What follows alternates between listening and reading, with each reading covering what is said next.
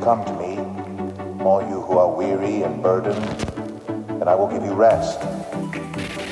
Take my yoke upon you and learn from me, for I am gentle and humble in heart, and you will find rest for your souls. For my yoke is easy, and my burden is light.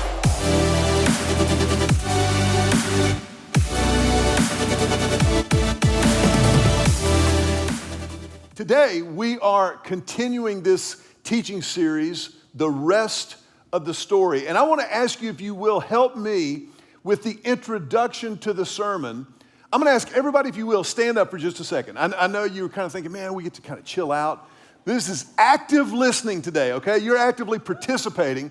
I want you to turn and find somebody that you did not come to church with and tell them, like you mean it, Happy Holidays. Go.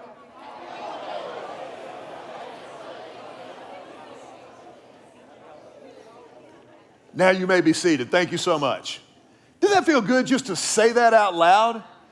Now, I know some of you are thinking, whoa, Mac, are you going secular on us? What about Merry Christmas? I promise you, we're not going secular. As a matter of fact, track with me as we talk about Happy Holidays. You know, my in-laws, Joe and Kathy, Julie's parents, initiated a family tradition years and years and years ago now. When all of the grandchildren and the cousins were very, very young, my father-in-law, Joe, who is to the grandchildren, Grandy would read Luke chapter 2, the Christmas story, before a single present or gift is opened. And when he finished reading the Christmas story from Luke chapter 2, that particular year, one of the grandchildren, this happened in birth order year by year, so you knew which child was going to get to do this, would take a pre-assigned gift box, open the gift box, and take out of the gift box the figurine of the baby Jesus that grandchild would then go lay in the manger in the nativity scene in my in-laws' living room. And once the baby Jesus was placed in the manger, then we would all sing a Christmas carol together, typically away in a manger, and then maybe Joy to the World. But it has become this tradition that we all look forward to. Even though all of the grandchildren are grown and either out of the house or in college, it's kind of the official recognition of what Christmas is really all about. It's an amazing tradition. But there was one year that we will never, ever forget. As Grandy was in the middle of Luke chapter 2, the Christmas story, my mother-in-law, Kathy, who is Shuggy to the grandkids, stepped back and under her breath said to Julie and her sisters, "Oh my gosh, I don't know where the baby Jesus is." She then very quickly and quietly excused herself from the living room and went back to where she had been wrapping all of the presents and the gifts and everything. And we were all kind of standing there watching the adults who were kind of on the outer circle and kind of going, okay, well, you know, he's spurring the horse to the barn. You know, the baby Jesus is born. We're going to be finished with the Christmas story pretty soon. And sure enough, Grandy finished the passage from Luke chapter 2, and he looked up from reading the Bible and he said, "Where's Shuggy? Where's the baby Jesus?" And we all kind of stood there for an awkward moment of silence when all of a sudden Shuggy came back into the room, holding up a box and triumphantly announced, "I found Jesus." Now I have to tell you, my mother-in-law has been a Christ follower for the vast majority of her life. But that year is forever seared in our minds and our memories as the year Shuggy found Jesus. You know, to find Jesus is the perfect perspective. I think it's the perfect prayer and priority, and even actually the very purpose of holidays themselves. You know, you and I throw around the word holidays. We're coming up on the holidays. It's the holiday season. Happy holidays. But I think it's important for us as we launch this holiday season this weekend, it's important for us to remember just exactly what holidays really means. The word holidays, if you go all the way back to the etymology of the word holidays means holy days, days that are set apart for sacred purpose, holy days.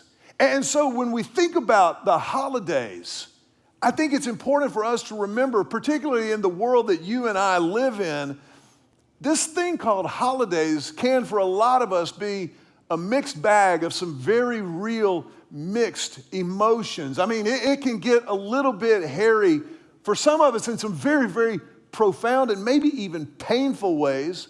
But even for the rest of us, it can just feel like it's this freaked out, frenetic frenzy where we're just kind of moving and shaking and going and doing and hustling and bustling.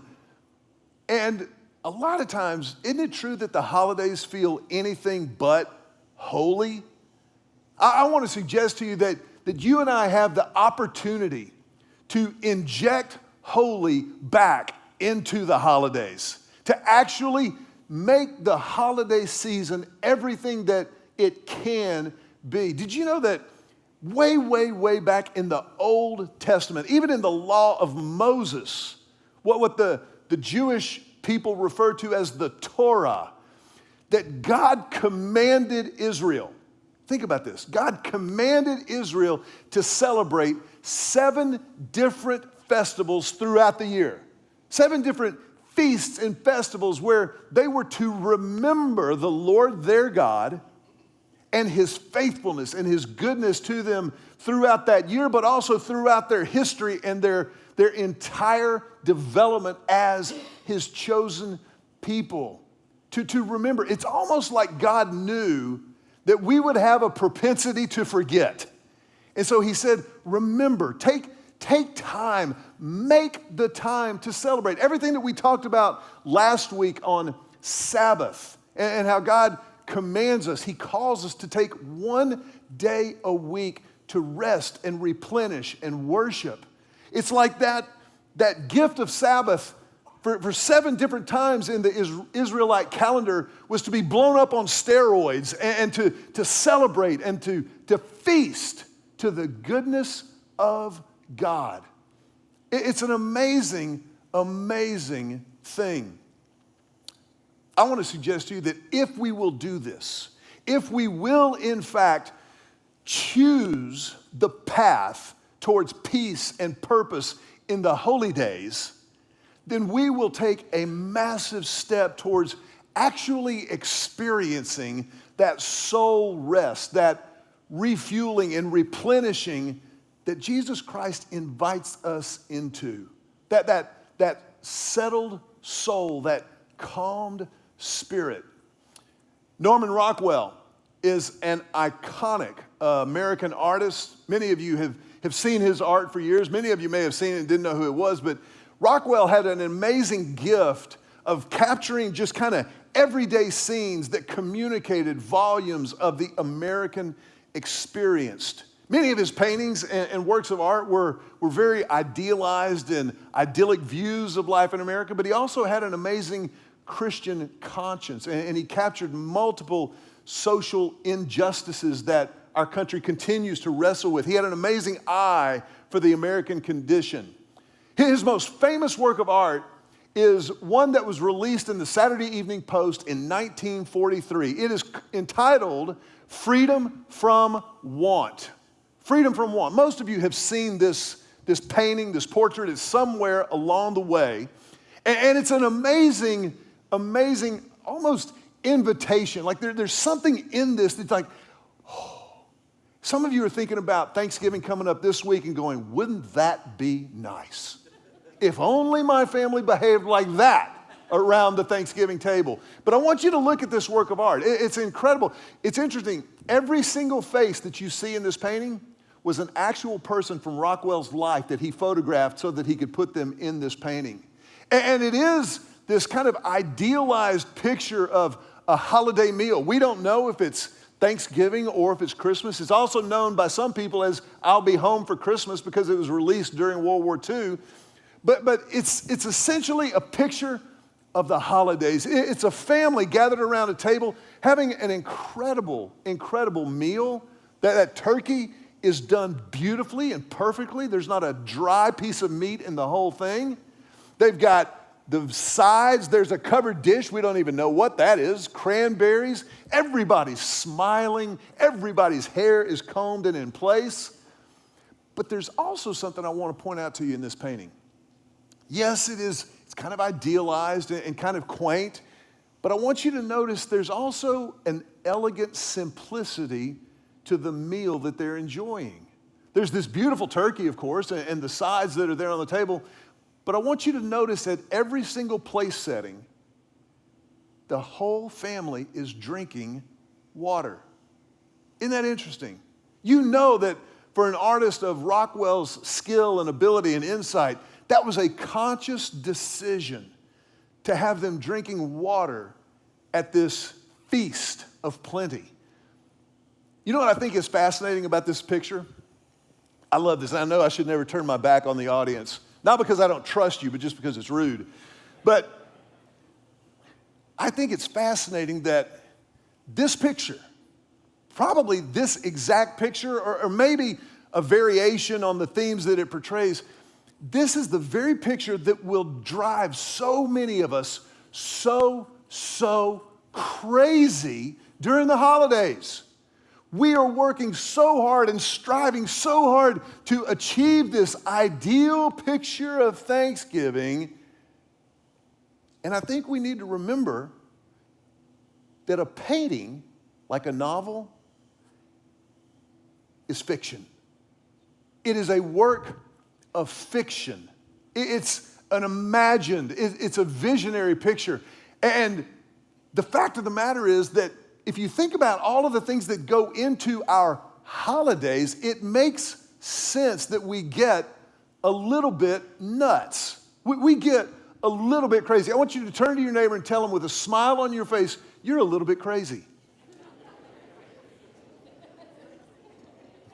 Now, I want you to say to the same neighbor, and I am too. Julie and I have been married for 30 wonderful, glorious years.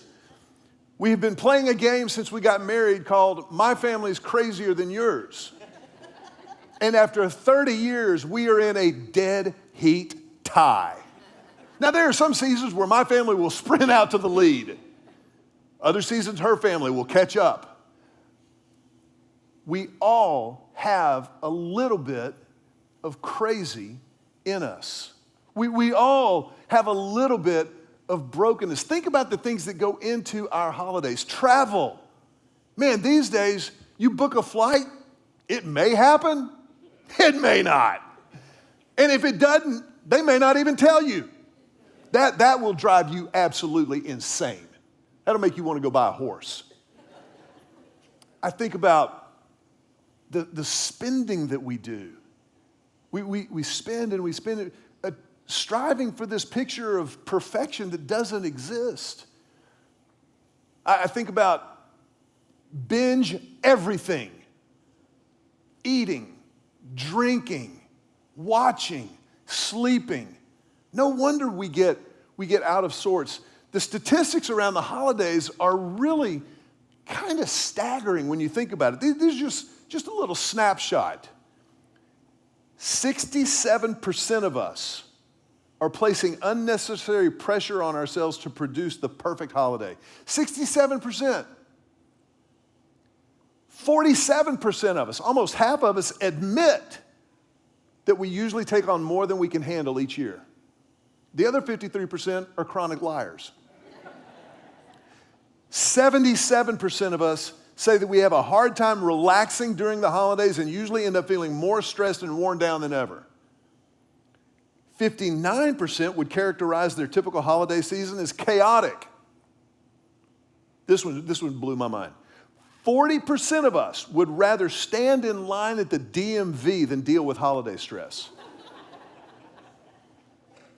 This one, 20%, 1 out of 5 of us would rather sit on a long plane ride beside a crying child than go through the holidays. And 49% say that all stress in the holidays makes it difficult to enjoy the holidays. I don't think that's what God has in mind for us. I don't think when he commanded Israel to observe those 7 festivals and feasts throughout the year that he was trying to lay on them more stress, more anxiety, more worry, more uncertainty. There is, in fact, a path forward, a path towards peace and purpose, a choice and a series of choices that if we will make them, not just acknowledge them, because listen, when we talk about it in here, in the friendly confines of a worship service, it's easy to nod knowingly and to amen the preacher. You go, you just preach that word, Matt. Yes. But it's a whole nother thing to live it when we walk out these doors. Nehemiah is a character in the Bible. The entire book of Nehemiah gives us the historical account of his journey from Persian slavery and captivity to becoming an instrument of God, literally, for the structural and spiritual rebuilding of the city of Jerusalem that had been sacked by the Babylonians 150 years earlier. In about 445 BC, Nehemiah is cupbearer to the king of Persia, Artaxerxes. And he receives word from a small remnant in Jerusalem of the destruction of the walls around the city of Jerusalem. And he's burdened by this. He remembers his identity as one of the chosen people of God, and he remembers Jerusalem as the epicenter of their spiritual and their cultural identity. And so he asks for and receives a royal commission to travel back to Jerusalem for the purposes of rebuilding the city walls. And there in Jerusalem, he accomplishes this task with this small remnant of Israelites who are there. In 52 days, they rebuild the walls. It's an amazing story of God's faithfulness, of leadership. It's an incredible, incredible book. But in Nehemiah chapter 8, the walls have been rebuilt and restored, and it calls for a celebration. But in this celebration, in this moment, there's this incredible template for you and me to follow, for you and me in 2021 to actually find Jesus in the holidays, to apply what happened there in Jerusalem to where you and I live here in Austin, wherever we may be traveling for the Thanksgiving and Christmas holy days, to actually enjoy them, to actually experience happy holidays. It's been said before that beauty is in the eye of the beholder, right? Well, happy holidays is in the heart of the beholder. Happy holidays is a choice. It's a series of choices that we make. And I want to read to you just a short passage from Nehemiah chapter 8 that I think shows us how to make this a reality, how to live it out. Nehemiah chapter 8, we're going to start with verse 8 and read through the end of verse 10. This is what the Bible says. Now they read from the book of the law of God, that's the laws of Moses, the Torah, and clearly explained the meaning of what was being read, helping the people understand each passage. So to begin this celebration, Nehemiah, along with Ezra, the priest and scribe, and then also the Levites, those who were the priests of Israel, they're reading the law of God. They're reminding Israel of their identity and the covenant that binds them in relationship to the God who chose them. And as they're reading this, an amazing thing starts to happen. Look at verse 9. Then Nehemiah, the governor, and Ezra, the priest and the scribe, and the Levites, who were interpreting for the people, said to them, "Don't mourn or weep on such a day as this, for today is a sacred day before the Lord your God." For the people had all been weeping as they listened to the words of the law. And Nehemiah continued, "Go and celebrate. Celebrate with a feast of rich foods and sweet drinks, and share gifts of food with people who have nothing prepared. This is a sacred day before our Lord. Don't be dejected and sad, for the joy of the Lord is your strength." It's an incredible, incredible scene. Now, I want you to understand what's happening here. To us, I think a lot of times we love us some New Testament.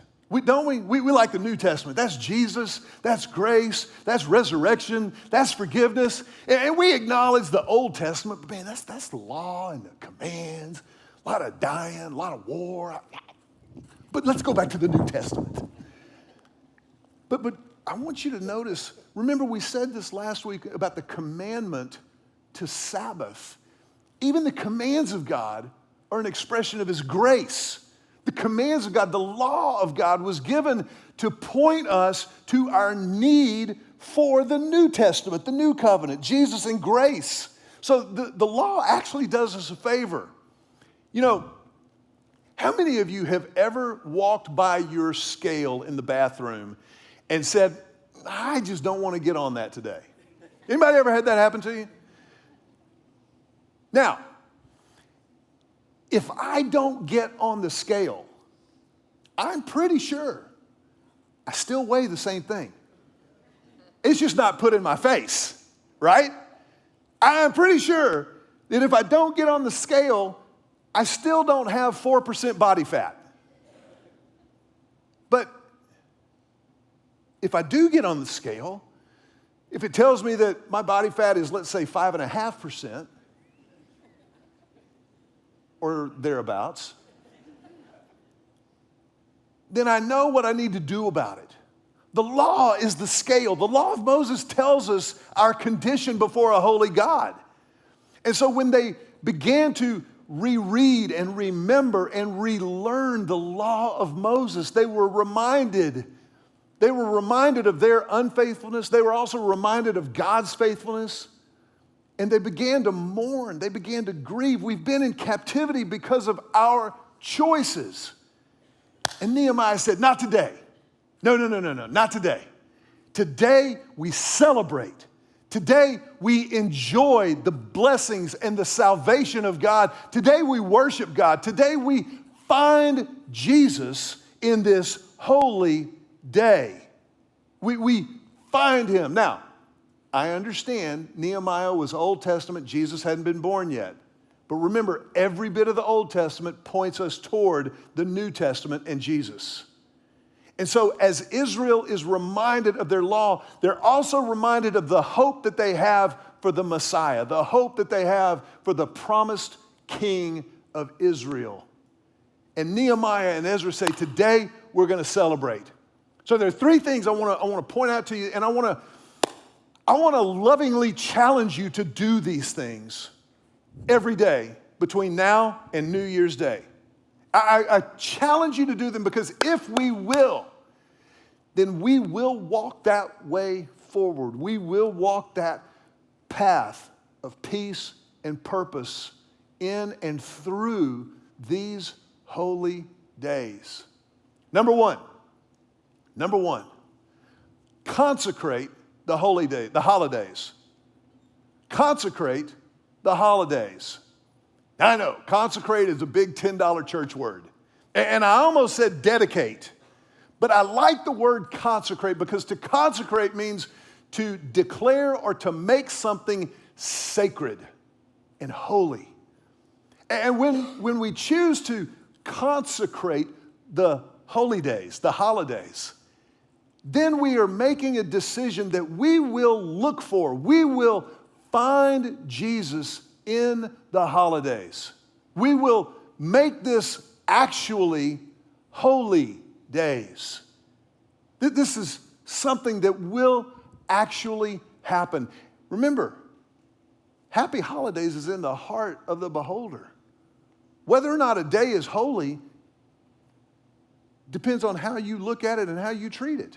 So, what that means is everything that is on our to-do list, our action items, our agendas between now and the end of the year, those things get run through the filter of consecration.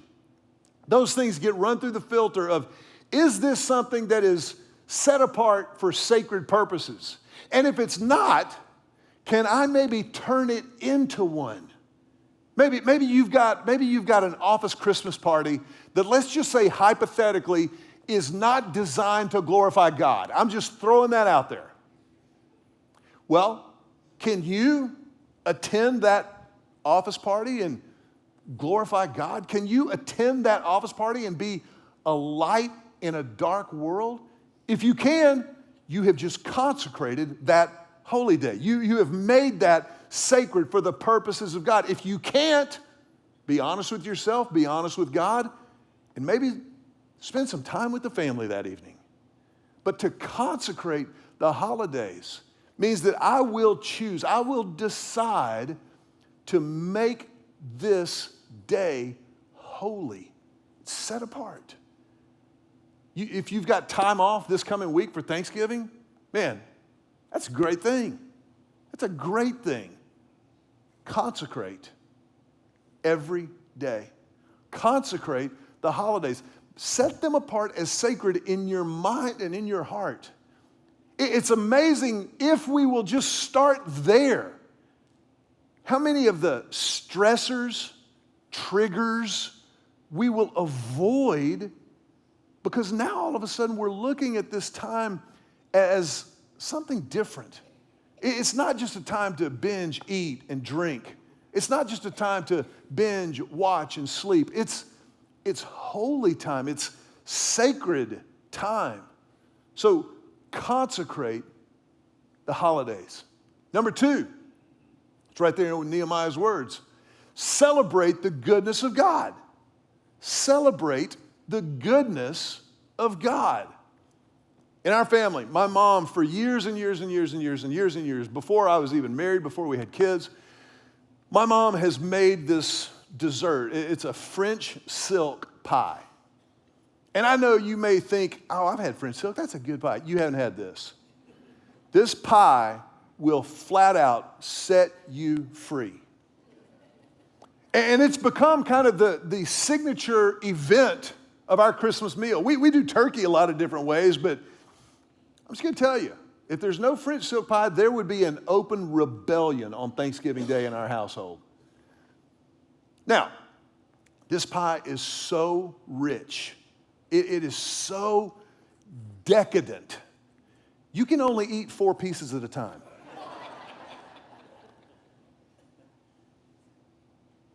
But I think Mom's French silk pie is a great example of celebrating the abundance and the goodness, the infinite, immeasurable goodness of God.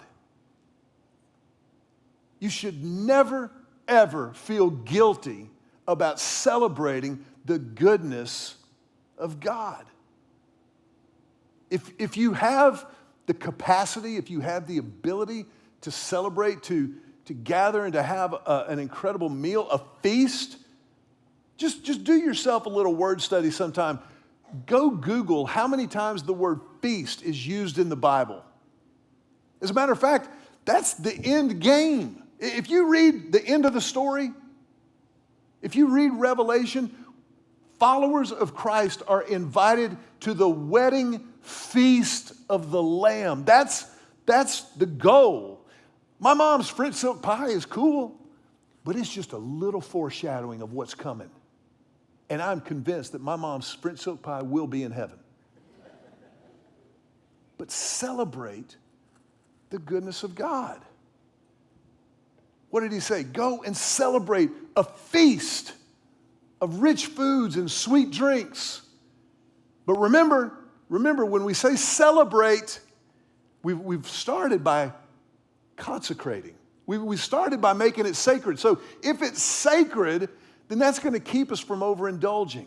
That's going to keep us from abusing food or alcohol or any substance because it's already set apart as holy and sacred. But man, given that, celebrate the goodness of God. Celebrate Him. But there's one more thing that Nehemiah says here. He also says that we are to demonstrate the goodness of God. Yes, you go and celebrate with a feast and share with those who haven't prepared anything to celebrate with. Share the goodness of God. Demonstrate it to other people, maybe who don't have the ability or the capacity to celebrate at the same level or at any level. Our celebration of God and His goodness can never eclipse the demonstration of God's goodness. So make a choice. Decide right now that maybe as a family you will demonstrate the goodness of God to someone who is underserved in your sphere of influence, maybe in our community, in our world. But it's not just those who are poor. It's also the poor in spirit. I want to bring back up that Norman Rockwell painting for just a second, if y'all will. If you'll bring back up. Some of us are going to sit around Thanksgiving tables this week with people who do not have expressions on their faces like those. Some of us are going to spend time with some people who are truly poor in spirit. What if we decided before we ever showed up that part of how we were going to set apart these days as holy, to consecrate them, would be that we would demonstrate the goodness of God even to those who don't deserve it.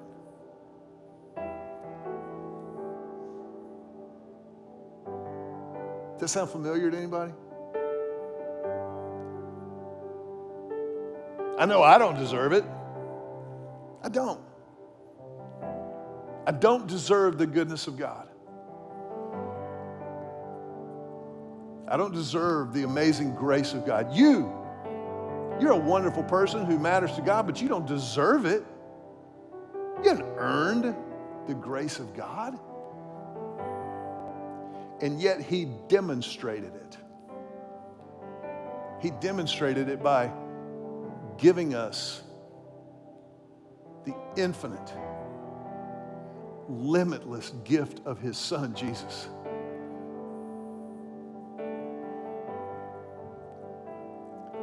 I want to invite you, I want to challenge you, be like Shuggy.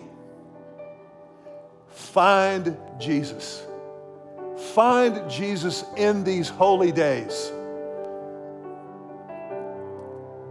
Maybe you walked in the door this morning and you were just kind of come to church, but you've never really and truly experienced the grace of God.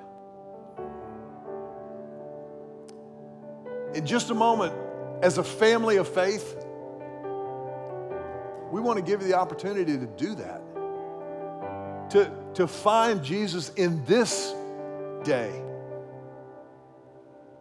I want to ask you to bow your heads for just a moment. But it's a sacred moment because in this moment we give our attention, we turn our minds and our hearts to Jesus.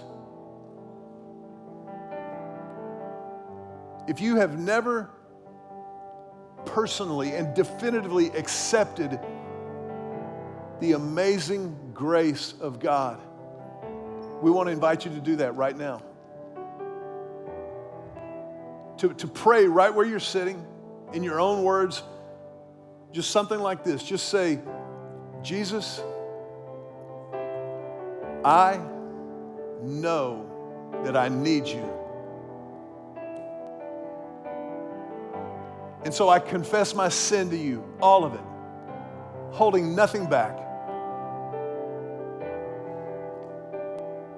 in order to receive your grace and your forgiveness and your truth. I choose to believe that you died on the cross for me, that you rose from the dead for me, and I accept.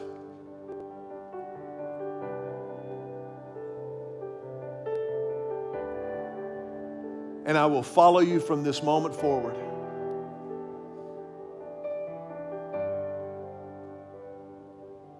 I pray this prayer in your name.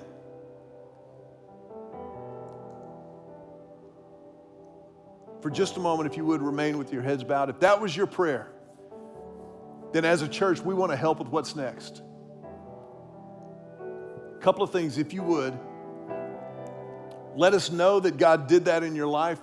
If you're watching online, there's a place there that's called the Hub. You can just go there and let us know there. If you're here in the room, as you leave today, there's an actual physical place called the Hub on our campus. If you would just make the time briefly to stop by and just let somebody know there, today was my day. I prayed that prayer. All that does is begin a conversation that proceeds at whatever pace works for you as you begin this journey in a relationship with God. Secondly, I'm going to ask you to do this. As our heads are bowed for just another moment, would you just raise your hand? Just raise your hand and hold it up high over your head as a statement, just a physical statement of the spiritual commitment that you just made. And I want you to know that as a church, as a family alongside with you, there's nothing more important to us than that in your life. And we kind of have a family tradition around here. If you'll go ahead and put your hands down, we're going to put our hands together and tell you, welcome home. Welcome home.